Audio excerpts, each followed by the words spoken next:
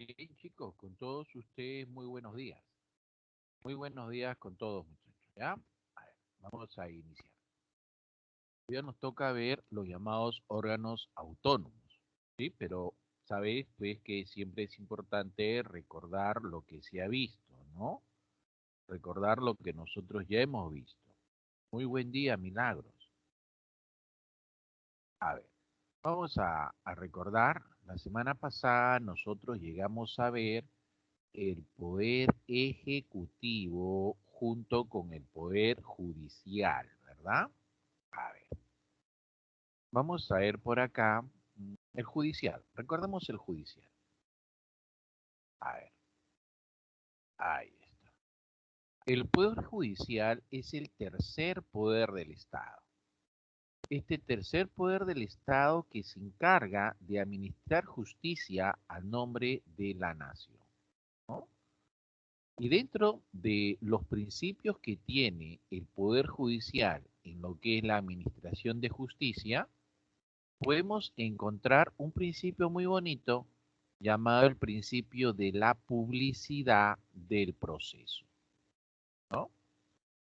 Entonces, ¿a qué hace referencia esa publicidad del proceso?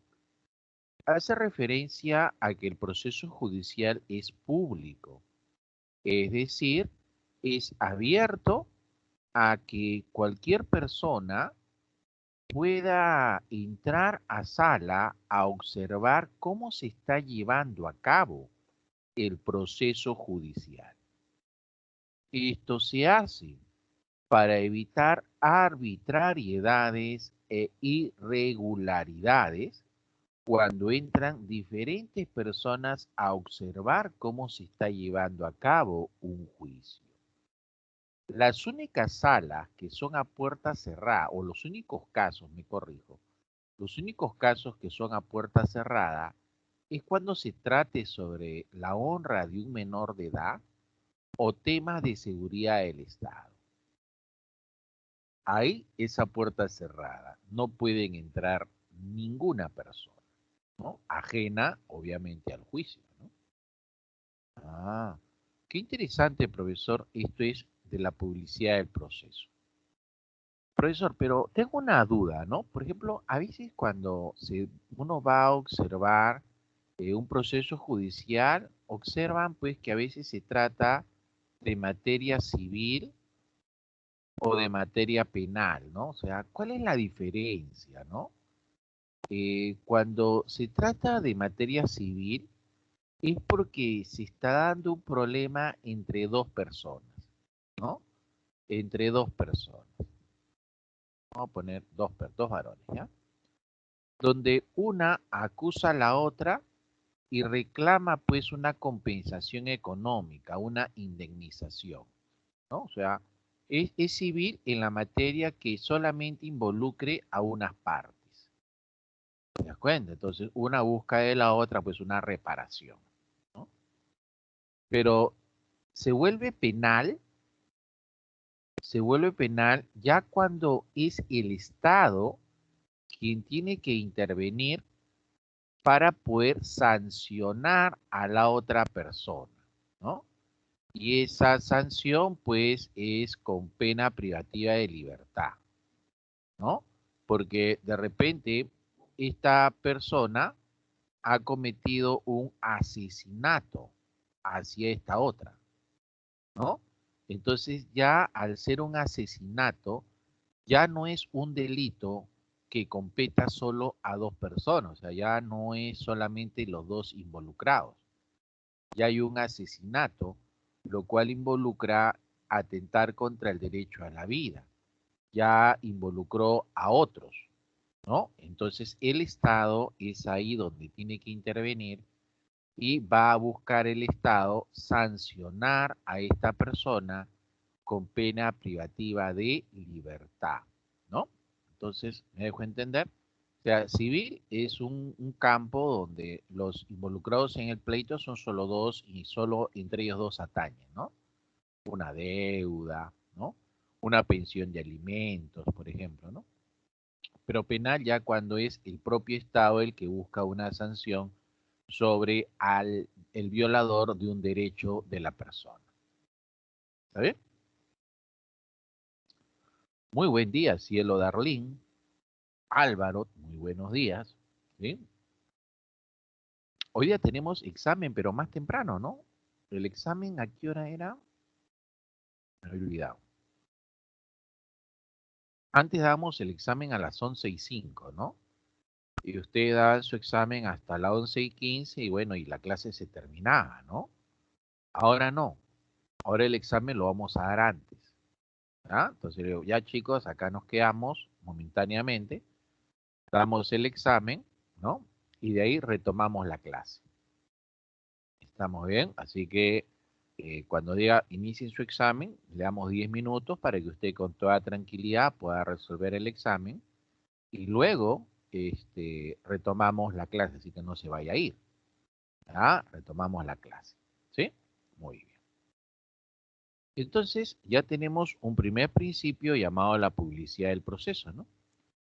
Un segundo principio es el principio de la indemnización.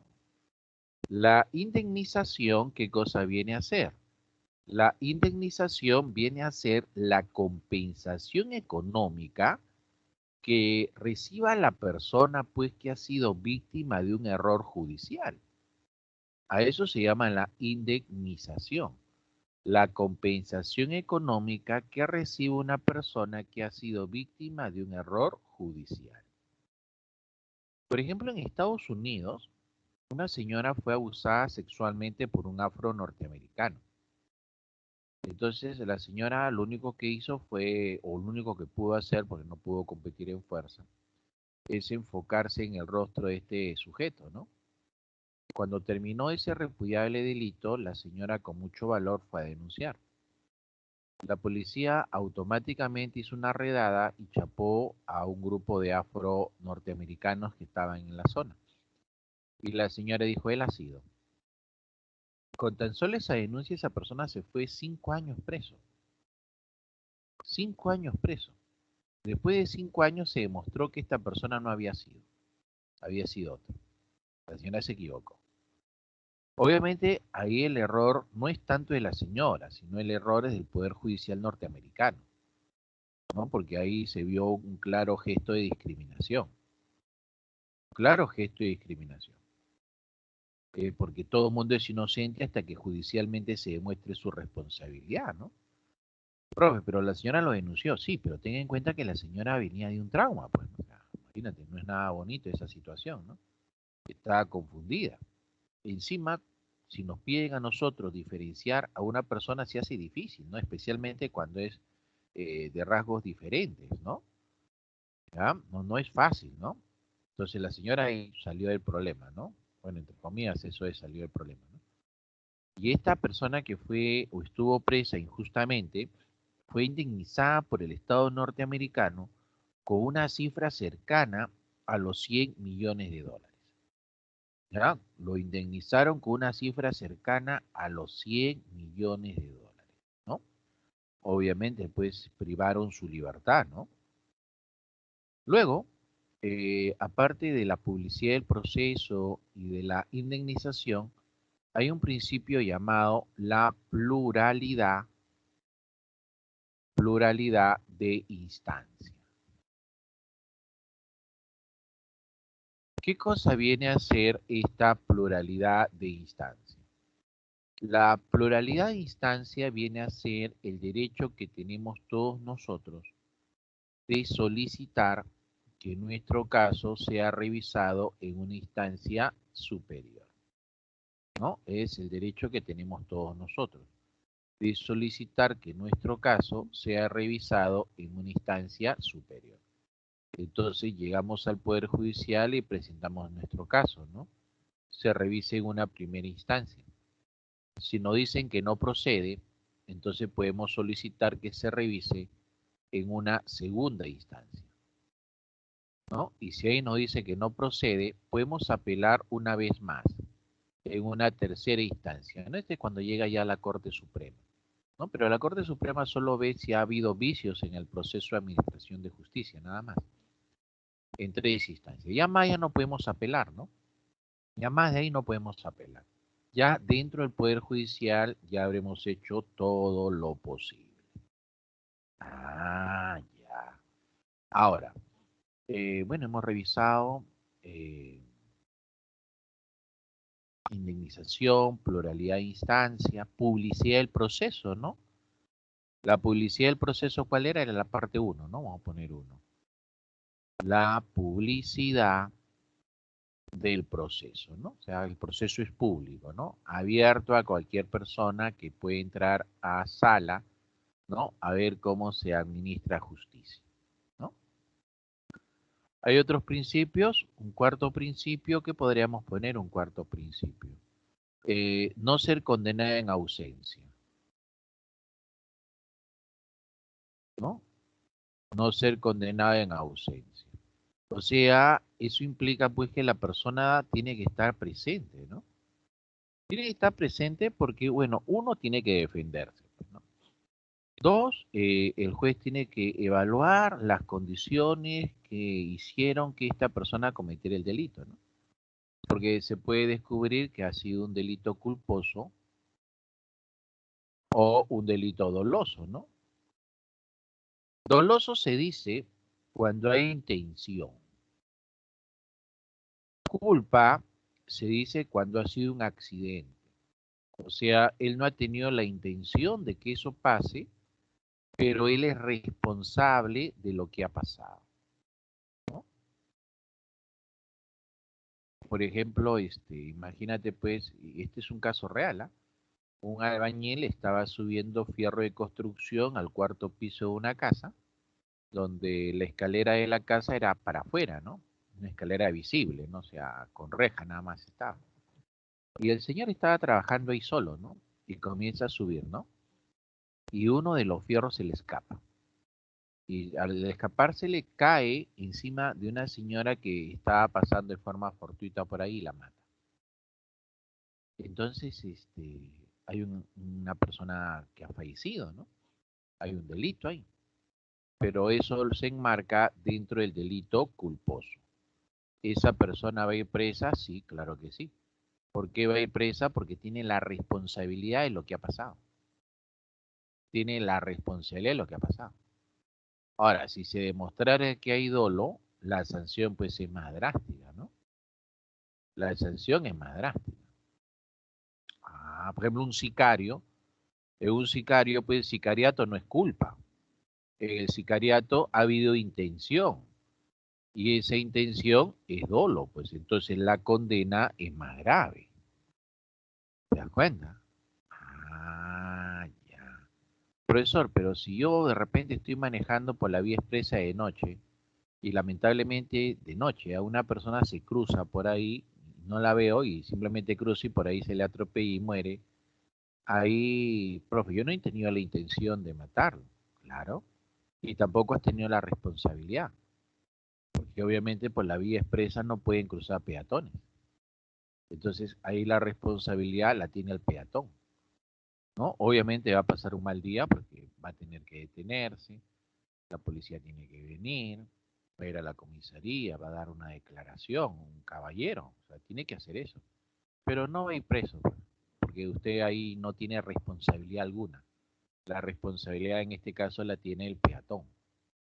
¿Ah? Entonces, a lo mucho, pues obviamente va a tener un mal día y caramba, pues nadie quiere matar a la gente, ¿no? O sea, qué horrible, ¿no? Por más que uno no quiera, la responsabilidad la ha tenido la otra persona, no vas a tener un buen día. Bien, y dentro de la estructura del Poder Judicial, la máxima instancia del Poder Judicial se conoce con el nombre de la Corte Suprema. También se le suele llamar Tribunal Supremo de Justicia. Así también se le suele llamar. Tribunal Supremo de Justicia, que tiene su sede en Lima. ¿Ya? Tiene su sede en Lima. Pero ejerce su poder, o sea, tiene jurisdicción a lo largo y ancho de todo el territorio nacional. ¿Ya? Su jurisdicción es a lo largo y ancho de todo el territorio nacional. ¿Cómo se llaman los miembros de la Corte Suprema? Los miembros de la Corte Suprema se llaman vocales supremos. así se llaman, vocales supremos. La edad mínima que se requiere para estar ahí es de 45 años, ¿no? Esa es la edad mínima que se pide a los miembros de la Corte Suprema, ¿no? Esa es su edad mínima. ¿Sí? Antes, con la Constitución del 79, ¿ya? La edad mínima requerida era de 50 años. ¿Ya? La edad mínima requerida era de 50 años, pero eso era con la Constitución del 79. Muy buen día, Álvaro. Juan Jesús, muy buenos días, chicos. Bien, hasta ahí entonces ya me parece que hemos recordado un poquito de lo que se vio la semana pasada. ¿Ya? Ahora, vamos con los órganos autónomos. Los órganos autónomos, obviamente se le llama de esa manera porque tienen independencia, ¿no? O sea que el gobierno no se puede meter y así deberían ser todos, ¿no? Por ejemplo, nosotros acá tenemos un gobierno. Dese cuenta lo que voy a poner ahorita. Tenemos un gobierno, ¿no? El gobierno es un grupo de personas que están en el poder por 5 años. Así que cada 5 años el gobierno tiene que cambiar, ¿no? Profesor, pero usted me está diciendo que ese gobierno tiene un poder. Así es. Y ese poder que tiene el gobierno hace que puedan ellos hacer cumplir las normas establecidas mediante el uso de la fuerza, ¿no? Para eso tiene pues a la policía, para eso tiene a las fuerzas militares a su costado. Pero ¿quién le otorga ese poder? Ese poder se lo otorga la propia población. Recuerde que el Perú es una república. Y al ser una república, el poder está en el pueblo. Y también somos una democracia. La democracia es el gobierno del pueblo que se delega a un grupo de personas de forma dividida que van a conformar el gobierno y se va a delegar mediante el voto. Entonces, ese voto es la expresión genuina de la voluntad de la población, ¿no? El voto es secreto, ¿no? O sea, cuando uno va a votar, va a un espacio privado, ¿no? ¿No? Una cámara secreta, ¿no? Y ahí la persona vota de forma libre por el candidato o la opción que desee votar, ¿no? Y de ahí cierra su voto y lo mete en el ánfora. El voto es secreto. ¿Por qué es secreto? Para que la persona de manera libre pueda expresar su voluntad. Entonces, de esa manera, la población elige a un gobernante o a unos gobernantes, ¿no? Elige a las personas que van a formar parte del gobierno. De esa manera le estamos entregando el poder, ¿no? Pero nosotros pues tenemos que hay empresas estatales, hay diferentes instituciones del Estado, ¿no? Están los famosos órganos autónomos, está la policía, están las Fuerzas Armadas. Para que esto funcione, estas entidades que están dentro del aparato estatal deben mantener independencia. O sea, es como si todos debieran ser autónomos, donde todos, de forma independiente, contratan a su personal y contratan a su personal en forma de concurso, donde están los mejores profesionales que van a entrar a trabajar, ¿no? Y este gobierno no debe meterse para nada ahí. Debe dejar que todas estas entidades funcionen. Esa es la idea. Pero ¿qué ocurre? Ocurre lo siguiente, que este gobierno, el partido de gobierno, influye y mete a sus partidarios a las diferentes entidades del Estado. Entonces, al hacer eso, el partido de gobierno tiene un dominio sobre estas entidades estatales. Y al tener un dominio sobre estas entidades estatales, lo que hace es un abuso en el uso de la fuerza. Y al hacer un abuso sobre el uso de la fuerza, se convierte en una dictadura. ¿Entendió? Entonces nosotros como pueblo debemos estar completamente informados y siempre, pero siempre, exigir la independencia, la completa independencia de estas entidades estatales. Debemos solicitar siempre la no injerencia del gobierno sobre estas entidades, porque si eso pasa, frito pescadito. ¿Sí? La pregunta del caso. ¿Cree que en el Perú ocurra eso en estos momentos? ¿O ya no? ¿Cree que estemos así con un gobierno que tiene influencia sobre las diferentes entidades estatales?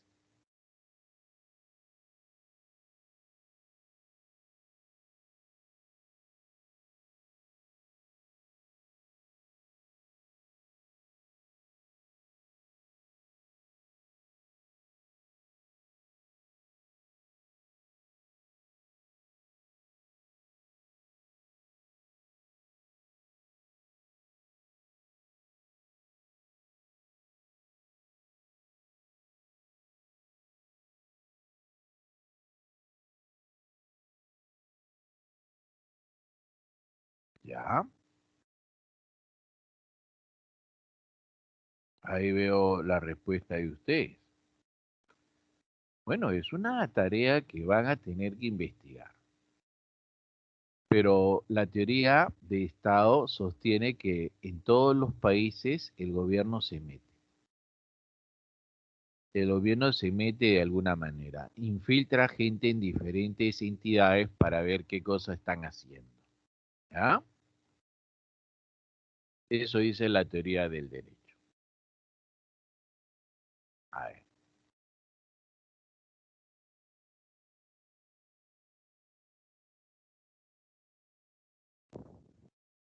Vean, por favor, cuál es la definición de órganos autónomos. Vamos a darle 30 segundos.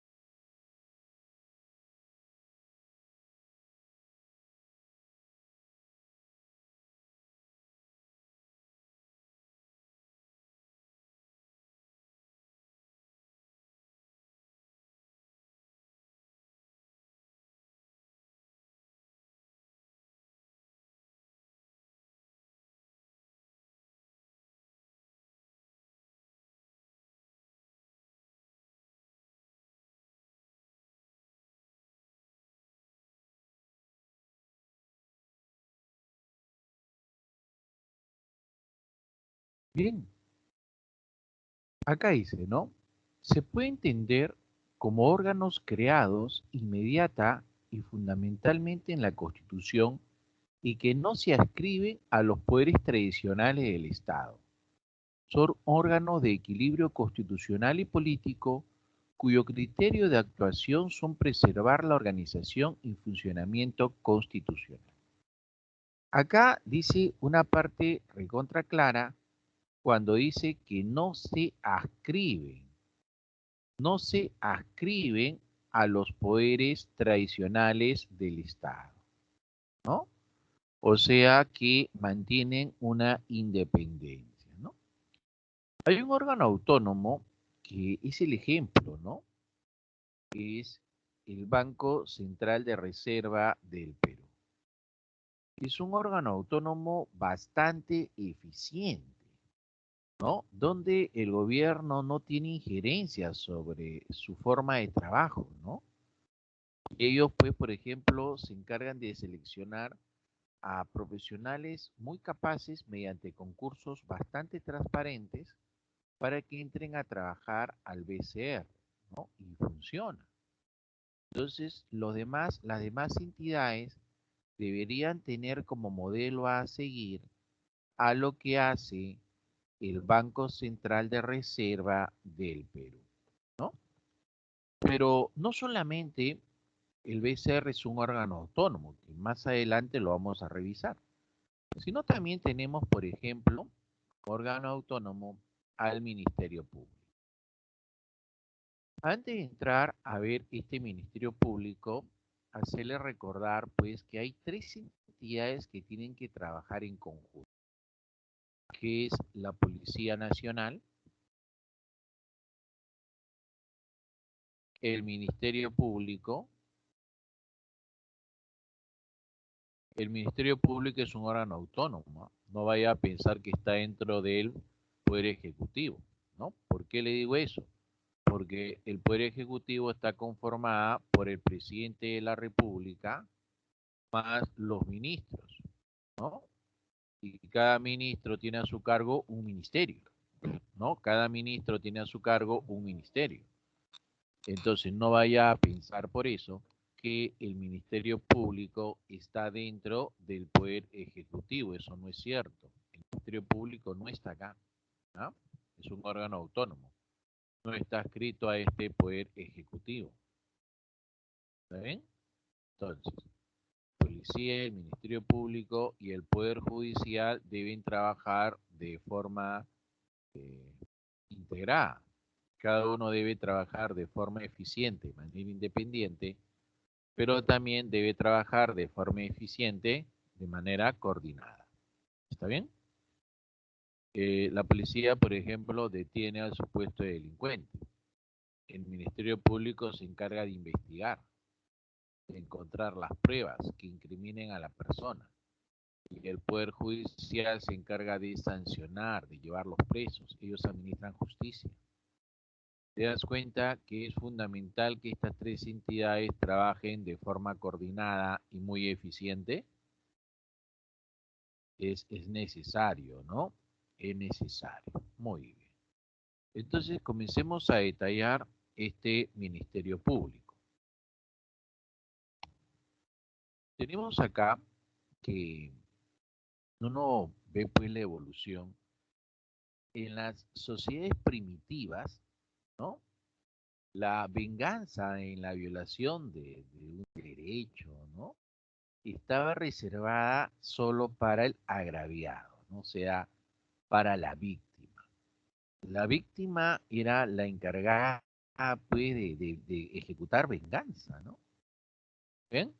Pero esa venganza eh, reflejaba, pues, en resultados que eran contradictorios, ¿no? Entonces te puede parecer, oiga, pero está bien, pues, no sé si una persona ha sido violentada en algún derecho, ¿no? Es este agraviado el que tiene que vengarse, pues, ¿no? O sea, si te pegaron, pégale, pues, ¿no? Una cosa así, ¿no? Entonces, pareciera que es correcto, que es lógico, que es justo, ¿no? Pero usted se da cuenta que no es así. No es así. Por eso es que dicen que representa resultados contradictorios, porque las personas, pues, no tienen el mismo poderío físico, ¿no? Entonces, si por ejemplo el débil abusaba del fuerte, este fuerte tenía derecho a la venganza, ¿no? Pero como tiene una fortaleza física, esa venganza pues era desproporcionada, ¿no? Hasta lo podía matar. Ahora, si era el fuerte el que abusaba sobre el débil pues tenía que vengarse, pero por obvias situaciones no se podía vengar porque su fuerza física no se lo permitía. Entonces quedaba en una situación de impunidad, ¿no? Entonces, cuando era el fuerte, el que se vengaba sobre el débil era una masacre, un abuso. Y cuando era el débil que tenía que vengarse sobre el fuerte, no podía, pues. Quedaba en una total impunidad. Entonces, mira, a ver cuántos años se vivió así, ¿no? O sea, si usted era el fuerte, bacán, ¿no? Pero si usted era el débil, ya no era bacán, ¿no? Porque el débil obviamente estaba sujeto al abuso del fuerte. Hasta que un avance en el derecho fue la famosa ley del talión. En esa famosa ley del talión, ojo por ojo, ¿no? Diente por diente. Entonces ya el castigo está en relación con el delito cometido. Entonces, eso fue un avance, para esa época fue un avance, pero obviamente eso no debe ser así, ¿no? ¿Por qué no debe ser así? Porque es el Estado el que debe intervenir en la administración de justicia. El Estado debe tener ese monopolio. Entonces, para frenar esa situación, ¿ya? El Estado pues asume el monopolio de esa penalidad. Es el Estado quien tiene que sancionar. Pero para que el Estado pueda sancionar, el Estado tiene que tener un personaje que investigue al detalle cómo ha sido el delito. Entonces ya hay alguien que tiene que investigar, pues. Es ahí donde surgen los famosos fiscales, ¿no? Los fiscales son los representantes del Ministerio Público.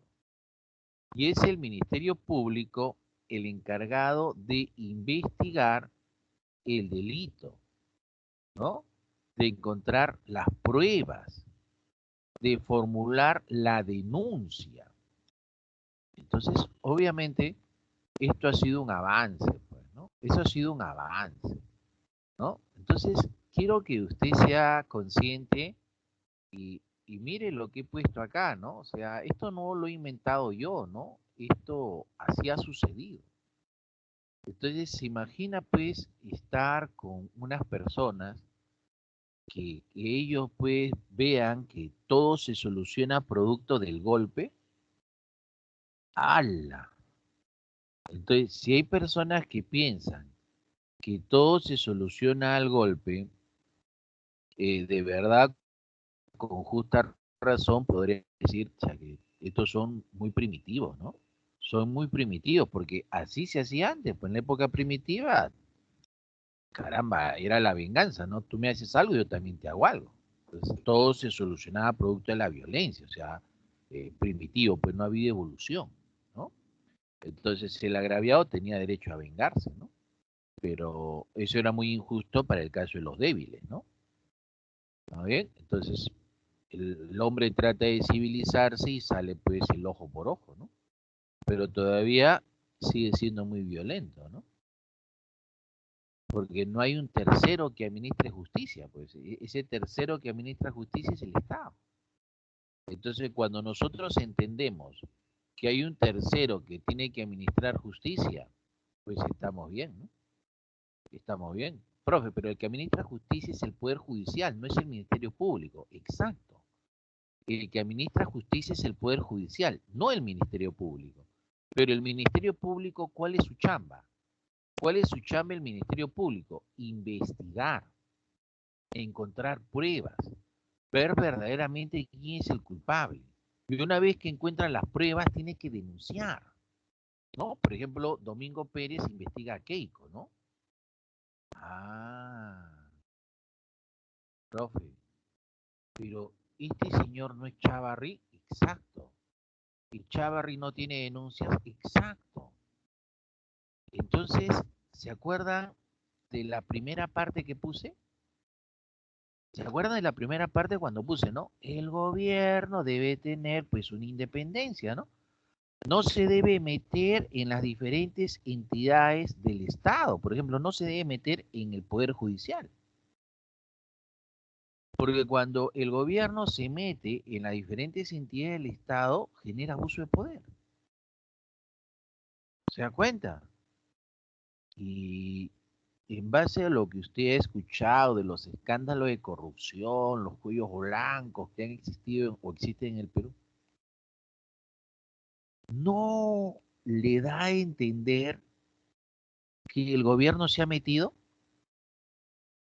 ¿Que el gobierno tiene influencias en las diferentes entidades del Estado? Pues sí, no, profe.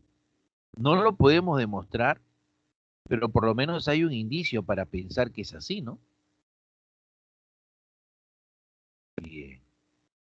Entonces, muchachos, hasta el momento, ¿les parece importante que el Ministerio Público se encargue de investigar qué pasó? ¿No? Es bastante importante, ¿no? Entonces, este Ministerio Público tiene como cabeza, como máximo representante al fiscal de la nación. Esa es la cabeza. Obviamente, pues, en el Ministerio Público todos sus miembros se llaman fiscales, ¿no? Pero la cabeza es el fiscal de la nación, ¿no? Este fiscal de la nación que es nombrado por la Junta de Fiscales Supremos por un periodo de 3 años, el cual puede ser ampliado 2 años más por reelección, ¿ah? Ah. En este caso, actualmente el fiscal de la nación es una señora, Zoraida Ábalos. Ella es abogada sanmarquina, ¿ya? Abogada sanmarquina, ¿no? Ah, ¿y cuánto tiempo dura el cargo de fiscal de la nación? 3 años, ¿verdad? Pero recuerda que puede ser ampliado 2 años más. Ah. Dentro de las funciones que tiene este Ministerio Público está la de promover de oficio o a petición de parte la acción en defensa de la legalidad y los intereses públicos tutelados por el derecho. Entonces, su caballito de batalla, ¿cuál es? Su caballito de batalla es la defensa de la legalidad. Ese es su caballito de batalla, la defensa de la legalidad.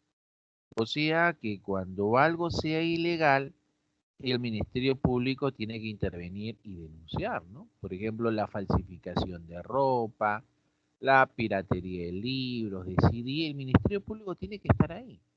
Y la policía, pues, obviamente apoya, ¿no? Obviamente apoya. Entonces ahí está, pues, se ha decomisado ropa falsificada, ¿no? Pero también, pues, en este caso es la bigamia, ¿no? La bigamia es un delito.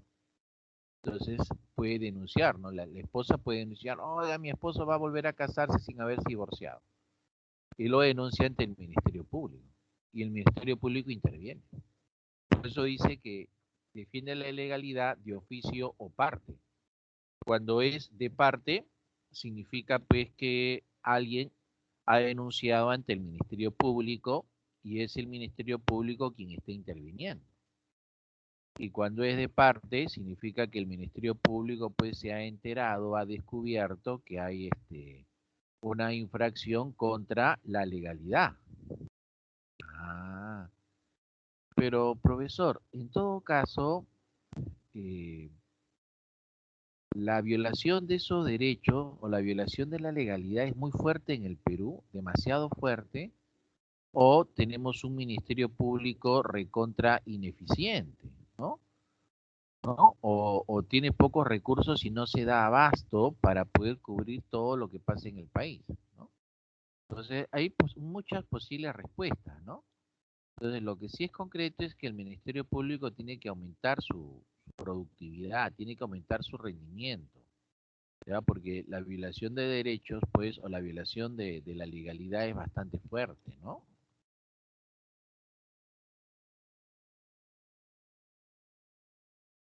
Ahora dice, vela por la independencia de los órganos jurisdiccionales y por la recta administración de justicia.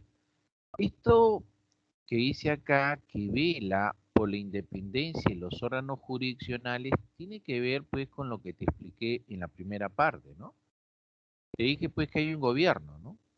Un gobierno pues involucra a las personas que están en el poder, ¿no? Este gobierno tiene el poder porque sencillamente el pueblo le ha otorgado ese poder mediante el voto. Entonces, a otorgarle ese poder mediante el voto, ese gobierno hace cumplir las normas mediante el uso de la fuerza. Para eso está pues el apoyo del poder de las Fuerzas Armadas, de la Policía Nacional. Ah, pero este gobierno no se debe meter, no debe tener influencia en las diferentes instituciones del Estado, porque cada una de estas instituciones debe manejarse con suma independencia. ¿Te das cuenta? Ah, pero ¿qué pasa cuando tienen injerencias?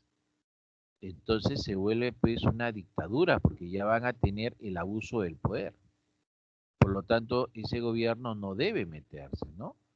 Ya que si se entromete y copa todas esas entidades, sería un abuso de poder y estaríamos en una dictadura, ¿no? Entonces siempre nosotros, sea el gobierno que sea, siempre debemos reclamar independencia de las entidades del Estado. ¿De acuerdo? Ahora, este Ministerio Público, cuando dice vela por la independencia de los órganos jurisdiccionales, es exactamente en el Poder Judicial, que este Poder Judicial no reciba injerencia de cualquier otro ente, ¿no? Que mantenga su absoluta independencia y recta administración de justicia. Es por eso que dentro del Poder Judicial encontramos a diferentes fiscales, ¿ya? Diferentes fiscales que están interviniendo en el llamado Poder Judicial, ¿no? Por ejemplo, la instancia más alta del Poder Judicial, ¿cómo se llama? La instancia más alta del Poder Judicial se llama Corte Suprema, ¿no? Y los fiscales, bueno, voy a poner acá, ya mejor para no confundir. La instancia más alta se llama la Corte Suprema.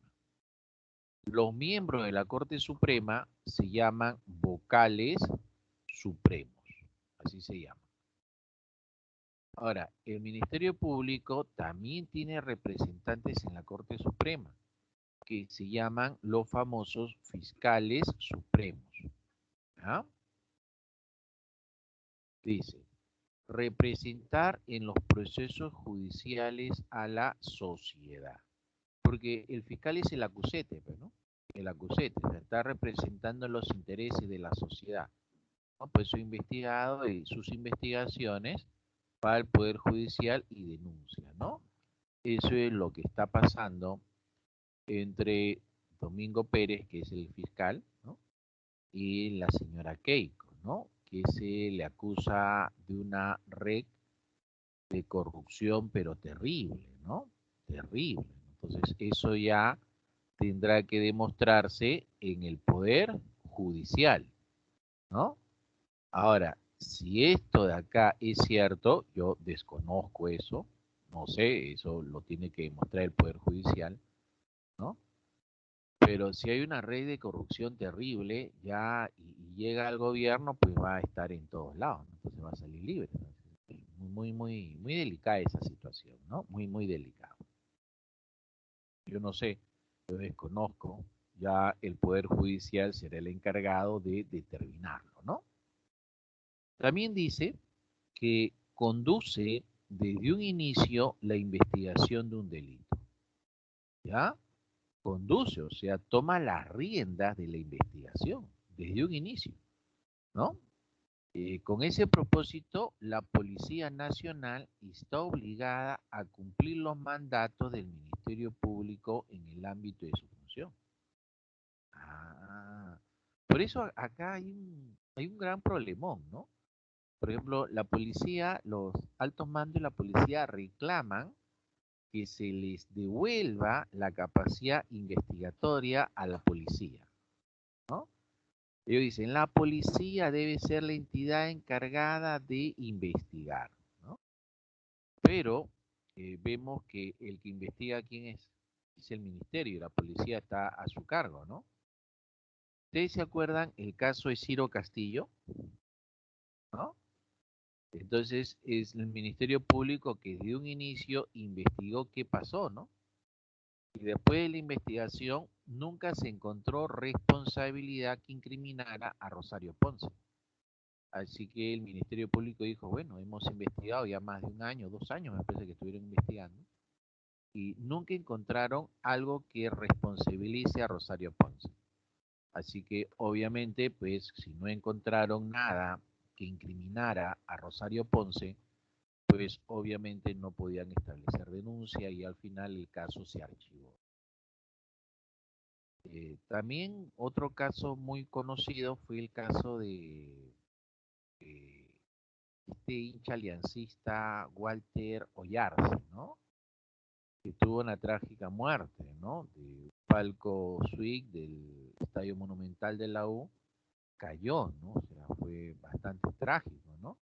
Donde hubo una pelea, ¿no? Y barristas desadaptados, ¿no? Lo arrojaron de palco, ¿no? Entonces el Ministerio Público comenzó a investigar y encontró responsabilidades entre estos sujetos desadaptados y los denunció, ¿no? Y estas personas se fueron presas, ¿te das cuenta? Entonces eso hace, pues, ¿no? Entonces ellos conducen y si en esa investigación ellos encuentran responsabilidad en la persona, entonces automáticamente es el mismo Ministerio Público el encargado de ejecutar o establecer la denuncia, ¿no? Recuerdo otro caso, ¿no? Este caso no fue tan conocido, pero se dio el caso de una mujer que casada, ¿no? Que abandona a su esposo, se va con un tipo, ¿no? Y deja al esposo con sus 3 hijos. Entonces el esposo se imbuye en alcohol, llega a su casa y le da veneno para rata, ese famoso campeón, y a sus niños, ¿no? Dos niñas tenía, 2 niñas y un niño mayor, ¿no? Justo el niño había salido. A las niñas le da yogur con campeón. Él también toma, ¿no? De ahí, pues, se quejan del dolor y él se arrepiente y pide ayuda. Los vecinos lo llevan al hospital de la zona. Los médicos, al ver ese escenario, automáticamente dan parte a la policía. Viene la policía, viene el fiscal, ¿no? Y al ver la escena, el fiscal denuncia al pata por intento de homicidio y suicidio, ¿no? Y a la mujer la denuncia por abandono de hogar. Mira, ve usted, ningún miembro de la familia denunció, pero ¿quién sí denunció? El fiscal, que es el representante del Ministerio Público, porque este fiscal tiene como función conducir la investigación de un delito. Conduce, investiga. Y si encuentra alguna responsabilidad, automáticamente establece la denuncia correspondiente. ¿Qué le parece? ¿Es o no es importante entonces la función ejercida por el Ministerio Público? Escucha bien. Al verlo de esa manera, nos damos cuenta que la función del Ministerio Público es bastante vital, ¿no? Bastante importante. Luego tenemos a la Defensoría del Pueblo, también otro órgano muy importante. ¿Ah? La Defensoría del Pueblo, como su nombre lo indica, se encarga pues de defender al pueblo, ¿no? Va a defender los derechos constitucionales y fundamentales de la persona y la comunidad. Eso es lo que hace la Defensoría del Pueblo, ¿no? Que en el Perú se crea con la Constitución de 1993, ¿no? O sea, es un órgano autónomo relativamente nuevo, ¿no? Relativamente nuevo, no aparece con la actual Carta Magna, ¿no? Con la actual Constitución del 93.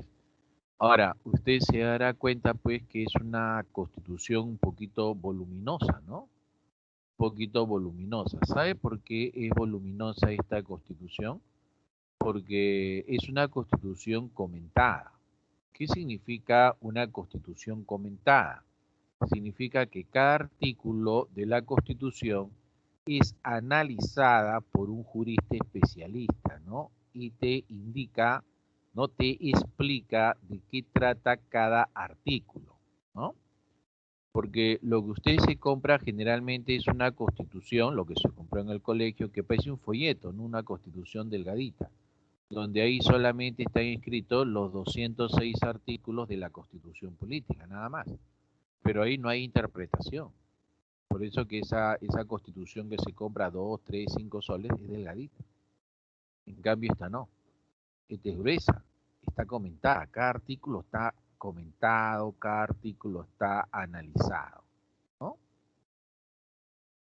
Ahora, este defensor del pueblo lo designa el Congreso. Designar significa nombrar. Entonces, cuando dice acá, es designado por el Congreso, significa que es nombrado por el Congreso. El Congreso se encarga de nombrarlo. ¿Ah? Y cuando lo nombra con mayoría calificada.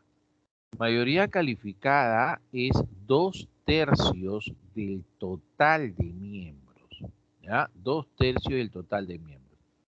Si son 130 congresistas, 2/3 estamos hablando de 87 votos, ¿ya? 87 votos. Ese es 2/3 del total, 87 votos.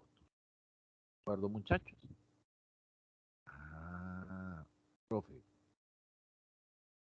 Entonces me doy cuenta que no es fácil nombrar a un defensor del pueblo en un Congreso que está totalmente fragmentado, ¿no? Este actual Congreso, bueno, se me va de la cabeza, pero tiene entre 11 a 14 bancadas, ¿no? Hoy voy a revisar eso, pero no recuerdo bien si es 11 o es 14.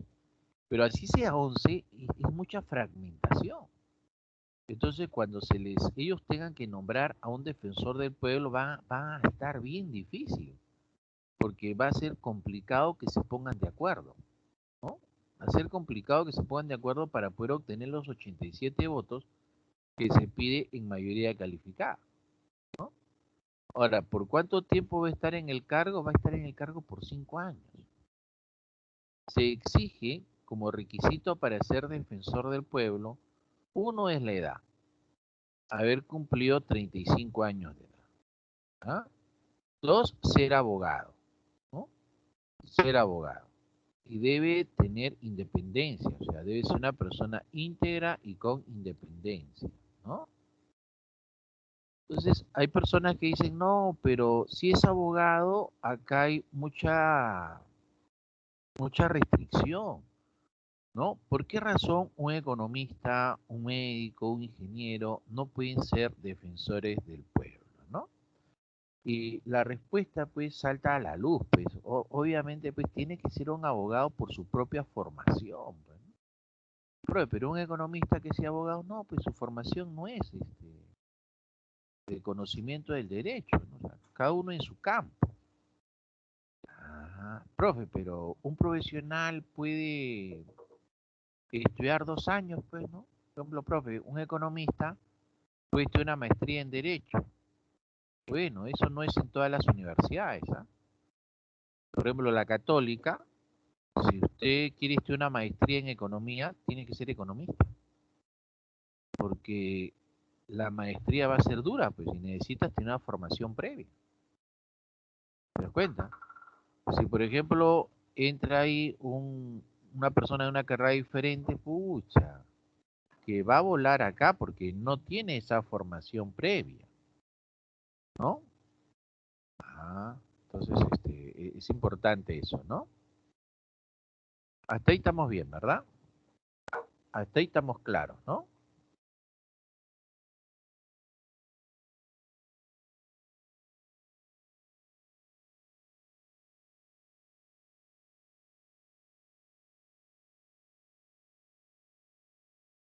Él es el actual defensor del pueblo, ¿ah? Él es el actual defensor del pueblo, ¿no?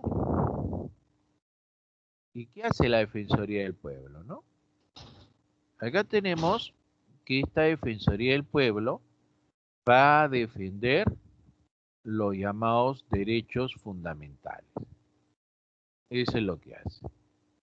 Va a defender los derechos fundamentales, ¿no? Hay varios derechos fundamentales, ¿no? Derecho a la integridad, derecho a la vida, al honor, etc., ¿no? Pregunto, ¿el defensor del pueblo podrá ir a un penal o, en su defecto, defender el derecho a la integridad de las personas que están presas? ¿Podrá hacer eso el defensor del pueblo? ¿Defender los derechos de las personas que están presas? Y la respuesta es sí, chicos, ¿no?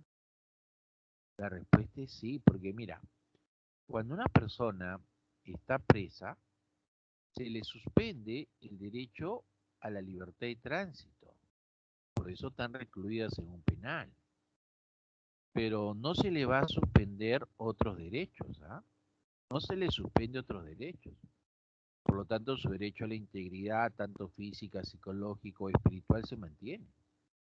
Entonces, si en prisión estuvieran vulnerando su derecho a la integridad, entonces ellos pueden reclamar la presencia del defensor del pueblo, porque se le está vulnerando el derecho, ¿no?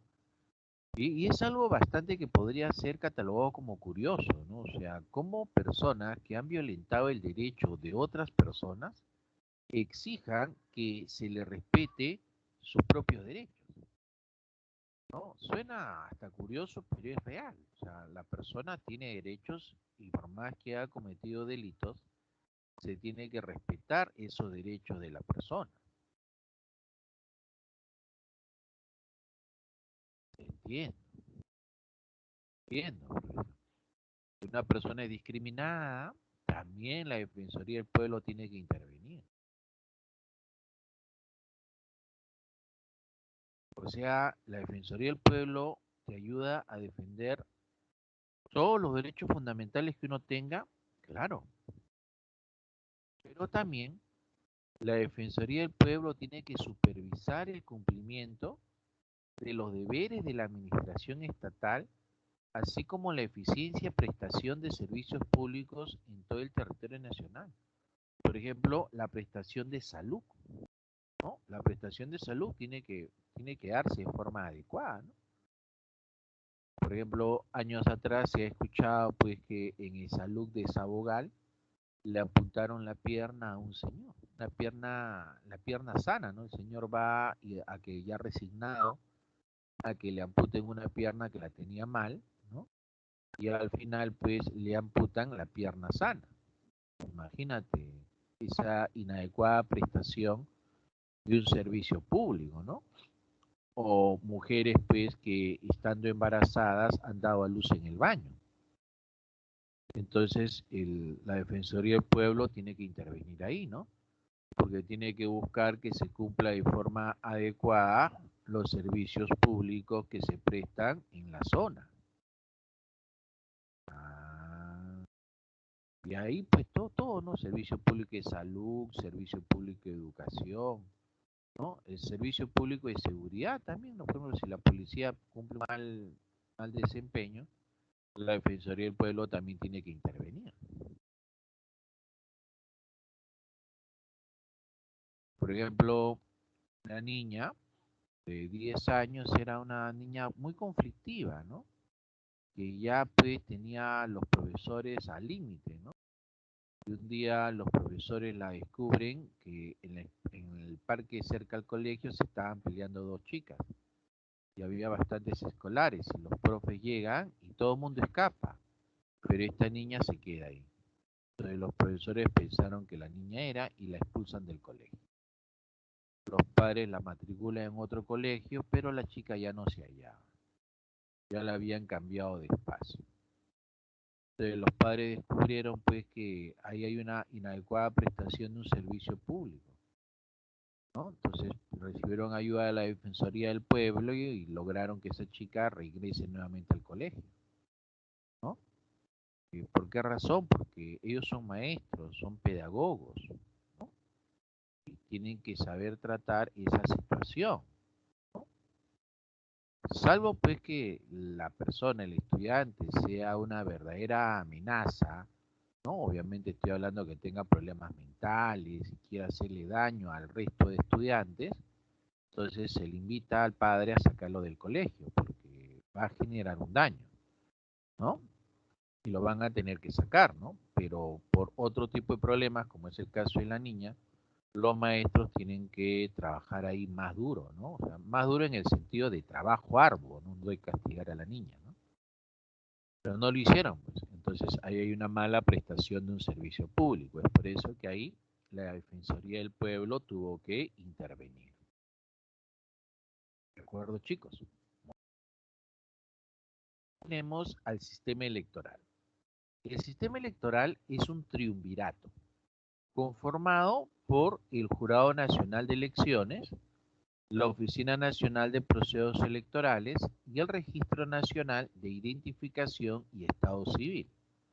Antes, con la Constitución de 1979, ¿ah? Solamente existía el Jurado Nacional de Elecciones. Con la Constitución del 79 solamente había el jurado. Cuando ya aparece la Constitución del 93, se crea la OMPE y la RENIEC, ¿no? O sea, tanto OMPE como RENIEC, ¿no? Entre comillas, pues es de reciente data, ¿no? De reciente data. Ahora, el sistema electoral, tiene que traducir fielmente la expresión de toda la ciudadanía. Es por eso que el voto se hace obligatorio, ¿no? ¿Por qué el voto se hace obligatorio? El voto se hace obligatorio para que todas las personas puedan manifestar su opinión libre en las urnas, ¿no? Y esa elección traduzca la expresión de toda la ciudadanía, no solo de una parte. O sea, profesor, si el voto fuera voluntario, no todas las personas irían a votar. No, pues, no todas las personas irían a votar. Y si no van todas las personas a votar, entonces definitivamente no se estaría expresando la voluntad de todos los peruanos, ¿no? Entonces, como lo que se quiere es que se exprese la voluntad de todos los peruanos, es por eso que el voto se hace obligatorio. Ahora, cuando algún día nuestra sociedad alcance un grado de conciencia donde es importante que todos voten, entonces el voto será voluntario, ¿de acuerdo? Pero como ya se alcanzó un grado de conciencia, todos van a votar, ¿no? Todos van a votar porque el voto se hace voluntario, pero todos tienen la conciencia de la importancia que es emitir su voto. Ah, así funciona eso, profesor. Claro, así funciona. ¿Ya? Bien. Ahora, acá tiene usted al Jurado Nacional de Elecciones. Entonces, cuando se dice Jurado Nacional de Elecciones, es un ente encargado de administrar justicia, ¿no? Pero es un ente encargado de administrar justicia en materia electoral. solo en materia electoral. El veredicto que este jurado emita es inapelable, ¿ya? El veredicto que el jurado emita resulta siendo inapelable. Pero solo, ojo, en materia electoral. Ahora, ¿cuál es la máxima jerarquía de este jurado? La máxima jerarquía es un pleno, ¿no? De 5 miembros, ¿no? Que van a estar por un periodo de 4 años. ¿Cuál va a ser su función? Su función, la primera, va a ser que administra justicia en instancia final y definitoria. Ya, profesor. Ellos se encargan de administrar justicia. Recuerda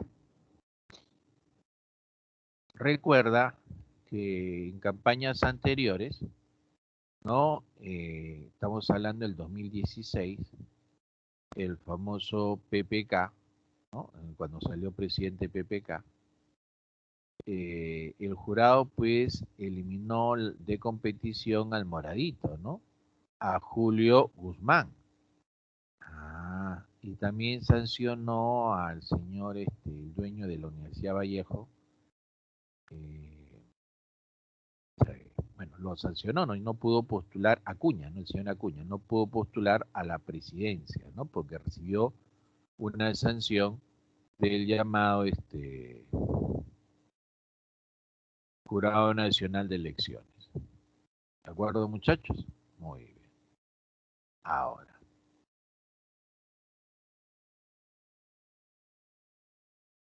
fiscaliza la legalidad del ejercicio de sufragio, ¿no? O sea, el ejercicio de sufragio es la situación donde la persona va a emitir su voto, ¿ya? Ahí está el ejercicio de sufragio, ¿no? Donde la persona emite su voto. Diferente es al proceso electoral, o sea, el ejercicio de sufragio es el día que la persona emite su voto. En cambio, cuando se habla de un proceso electoral, se habla desde el momento que la persona o que el país emite la convocatoria a elecciones. O sea, el proceso va desde que se da la convocatoria al proceso electoral hasta que se le da las credenciales de candidato ganador, ¿no? Hasta ese momento. Ese es el proceso, ¿no? O sea, el proceso comprende bastante tiempo, ¿no? El proceso electoral comprende bastante tiempo, ¿de acuerdo? En cambio, el ejercicio de sufragio es el día que la persona emite su voto, ¿no? Acá. Lean esta parte, dice, fiscaliza la legalidad de la realización del proceso electoral. Eso es lo que te decía, ¿no?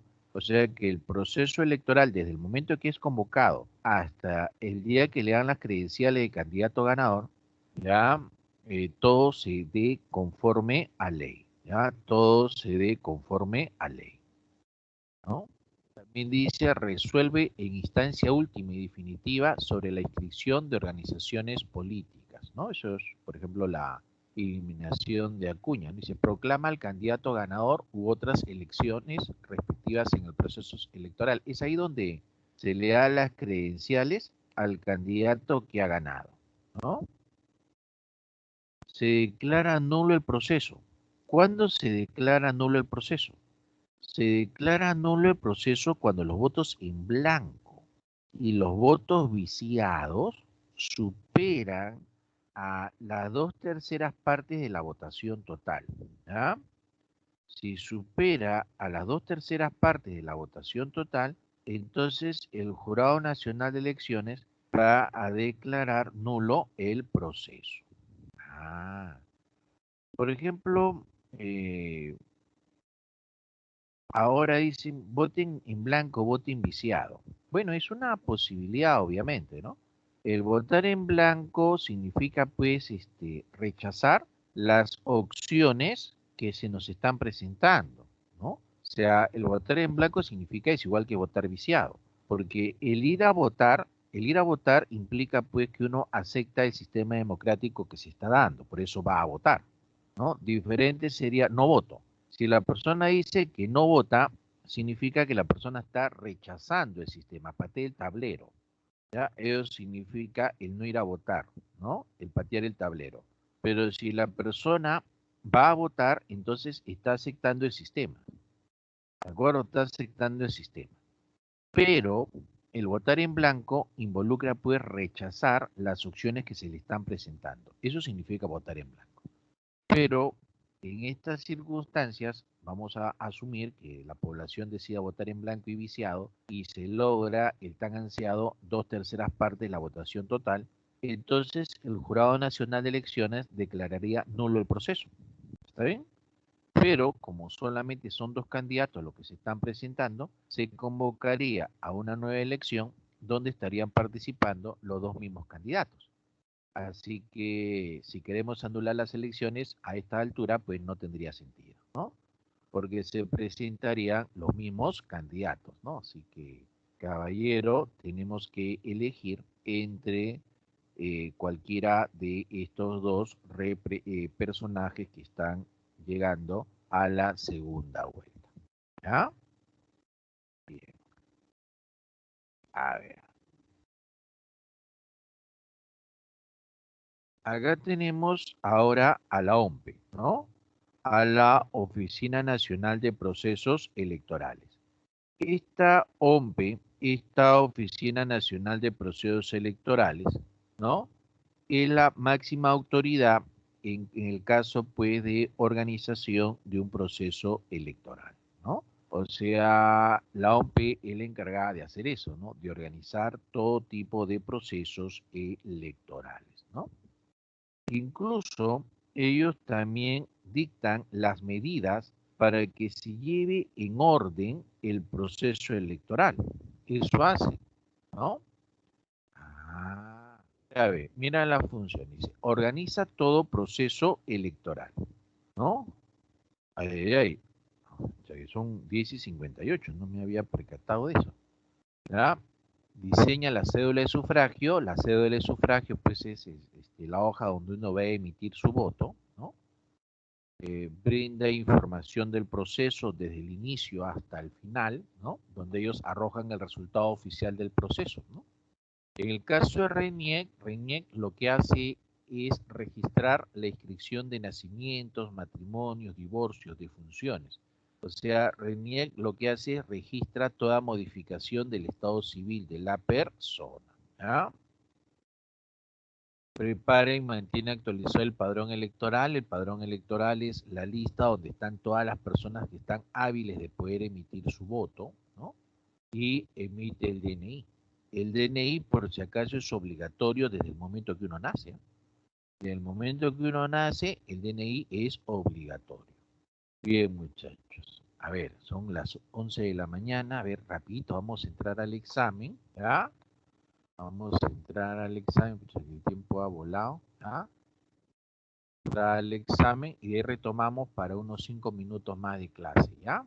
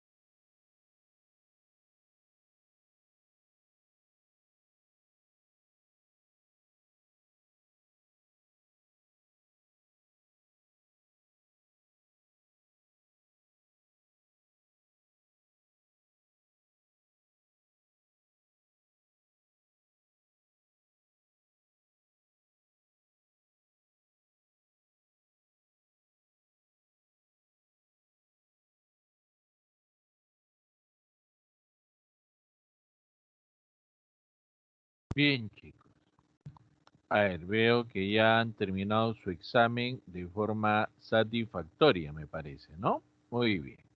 Estamos bien con el audio, ¿verdad? Se me escucha, ¿cierto? Bien. A ver, acá tenemos al Banco Central de Reserva del Perú, al famoso BCRP, ¿no? Este Banco Central de Reserva tiene un directorio de 7 miembros, ¿ya? Que van a estar por el periodo de 5 años, ¿sí? Gracias, Josué. ¿Ya? Él es el señor Julio Velarde Flores, que es el presidente del Banco Central de Reserva. Él está como presidente del BCR de forma continua ya desde el año 2006. Mira, ve ya cuánto tiempo está en el cargo, ¿no? Ah, su profe, tiene bastante tiempo, ¿sí? Ahora, ¿cuál es la finalidad del BCR? El BCR tiene una finalidad de preservar la estabilidad monetaria. Pero, ¿qué cosa significa eso, no? ¿Qué cosa significa preservar la estabilidad monetaria? Preservar la estabilidad monetaria significa mantener precios estables. Y para poder mantener esos precios estables, se tiene que mantener una cantidad de dinero adecuada en la economía para evitar problemas inflacionarios o deflacionarios. ¿Ya? Ah, entonces el aumentar o reducir el total de dinero en la economía, pues va a depender de cómo van evolucionando los precios, ¿no? Entonces, a veces va a ser necesario aumentar el total de dinero y en otras oportunidades va a ser necesario reducir el total de dinero en la economía. Es como cuando uno vuela cometa, ¿no? Cuando vuela cometa, imagínate que la cometa es el precio, ¿ya? Que la cometa es el precio y el pabilo es el dinero.